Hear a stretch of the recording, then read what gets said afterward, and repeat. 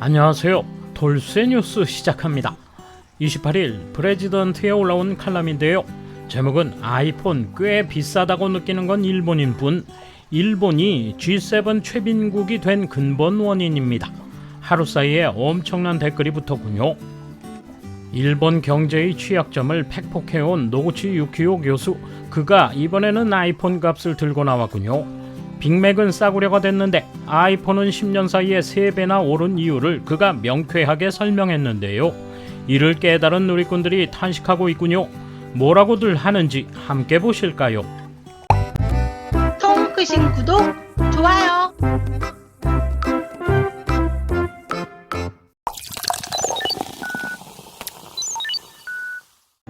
왜 우리는 신형 아이폰을 꽤 비싸다고 느끼는 걸까?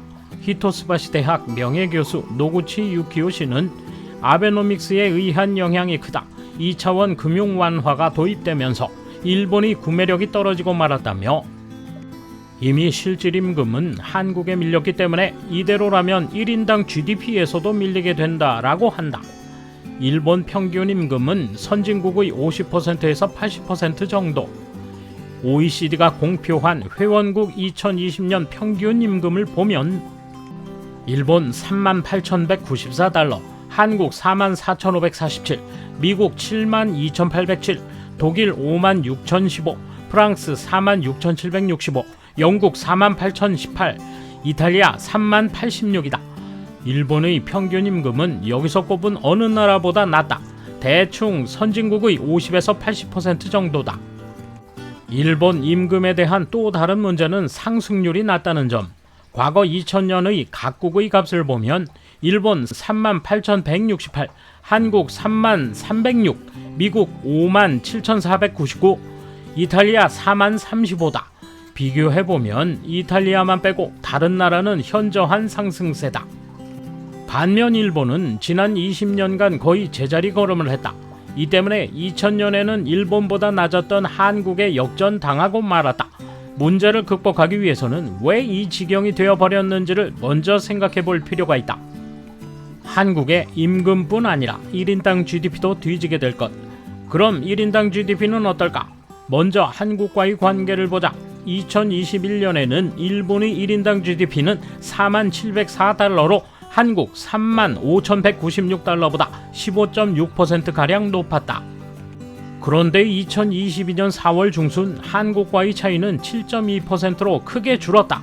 엔화 가치가 상대적으로 더 떨어졌기 때문인데, 이런 추세라면 곧 일본은 풍요를 보여주는 가장 기본적인 지표인 1인당 GDP에서도 한국에 밀리게 된다. 아베노믹스가 일본 경제에 가져온 것. 일본은 G7 가운데 가장 가난한 나라가 됐다. G7은 선진국 모임이다. 일본이 거기에 머물 것인가 말 것인가에 대한 논의가 나오면 일본은 어떻게 반론할 것인가?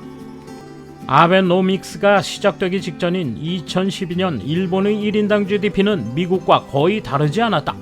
그로부터 10년이 지난 지금 아베노믹스가 가져온 것이 무엇이었는지를 이렇게 명확하게 보여주는 것은 없다. 일본의 구매력은 1972년과 비슷한 수준.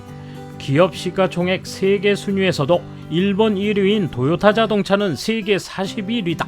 그러나 한국의 삼성은 세계 18위로 이제는 상위권이다. 일본의 추락은 명백하다.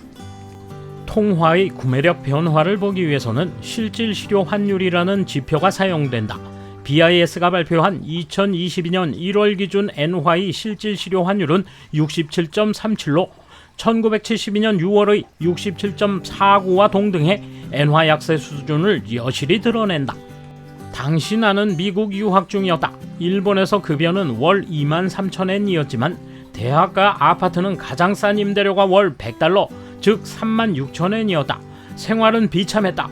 지금의 엔화 구매력이 그때 수준이라는 것에 놀라지 않을 수 없다. 빅맥 지수에서는 중국, 폴란드에도 뒤지고 있다. 일본의 상대적 지위 저하는 엔화 약세의 직접적인 결과만은 아니다. 이코노미스트는 빅맥 지수를 발표하고 있다. 2022년 2월 이코노미스트지 발표에 의하면 일본은 중국에 뒤지고 말았다. 폴란드에도 밀렸다. 이제 일본보다 하위권은 페루, 파키스탄, 레바논, 베트남 같은 나라다. 빅맥 지수는 빅맥 가격이 미국과 같아지는 환율에 비해 현실 환율이 얼마나 낮아지고 있는가를 나타낸다.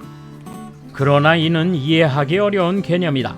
이 지수보다 한 나라의 빅맥이 자국 화폐 기준으로 얼마인지를 보는 편이 직관적으로 알기 쉽다. 즉 물가가 싼 것은 임금이 싼 것. 2022년 2월 시점에서의 값을 실제로 비교해보자. 일본은 빅맥이 390.2엔이지만 1위 스위스는 804엔으로 엄청나게 비싸다. 3위인 미국은 669.3엔으로 꽤 비싸다. 한국의 439.7엔도 일본보다 훨씬 비싸다고 느낀다. 그리고 중국이 441.7엔이다. 이제 중국인과 한국인이 일본에 오면 물가가 싼 나라라고 느끼게 된다. 그러나 물가가 싼 것은 오히려 좋은 것 아닌가라는 의견이 있을지도 모른다. 외국에 나가면 모를까 일본에 있는 한 문제가 없을 것이라는 생각이다. 그러나 그렇지 않다. 빅맥 가격을 문제 삼는 것은 그것이 그 나라의 임금과 관련되어 있기 때문이다. 빅맥이 싼 나라는 임금도 싼 경우가 많다. 그러니까 일본인의 싼 임금으로는 외국의 비싼 걸 살 수 없다는 이야기다. 빅맥의 경우에는 일본인은 굳이 외국 걸 비싸게 살 필요는 없다. 일본에서 팔리는 싼 빅맥을 사면 된다. 하지만 일본에서 생산되지 않아 외국에서 수입해야 할 것도 많다. 이런 것은 비싼 값에 사야 한다. 아이폰 가격 일본 엔화로는 10년간 약 3배 상승. 그걸 드러내는 것이 아이폰이다. 2021년 9월 발표된 아이폰 13에는 약 19만 엔짜리 모델도 있다. 꽤 비싸다고 느낀다. 원유도 마찬가지다. 일본은 수입하지 않을 수 없으니 아이폰과 마찬가지로 비싼 가격이라도 사야 한다. 요즘처럼 달러 표시 유가가 오르면 그 영향을 미국인보다 한국인보다 중국인보다 일본인이 훨씬 강하게 받게 된다. 우리는 지금 아이폰을 꽤 비싸다고 느낀다. 그러나 오래전 일이 아니다. 얼마 전까지만 해도 그다지 비싸다고는 느끼지 못했다.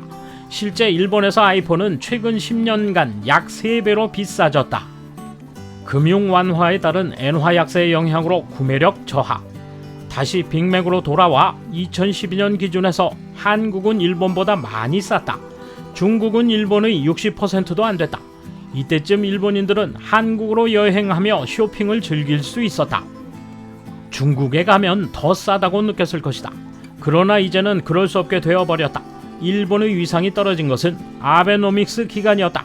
여기서 말한 변화도 아베노믹스 기간에 일어났다.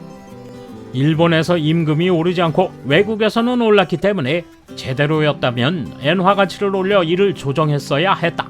그런데 2차원 금융 완화가 도입되면서 엔화 가치가 떨어지면서 일본인들의 구매력이 떨어진 것이다.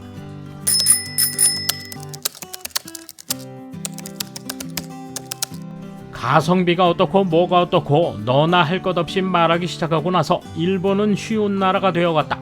실제로는 그 가격의 가치가 있느냐 없느냐인데 금액이 낮은 것이야말로 가치가 있는 게 돼버렸다. 이윽고 품질이 좋은 것의 가치를 모르게 됐고 품질이 높으면 가격도 비싸지는 당연함을 꺼리게 되었다. 급여가 오르지 않으니 비싼 물건은 못 쓰고 싼 것만 추구하며 팔리지 않으니 기업은 이익을 낮춰서라도 가격을 깎아준다. 국내에서는 만들 수 없으니 노동임금이 싼 국외로 생산 거점을 옮기고 국내 노동인구가 줄어 실업자가 늘어난다. 바로 악순환이다. 지금은 해외 노동임금이 올라 일본이 싼 나라가 돼버렸다.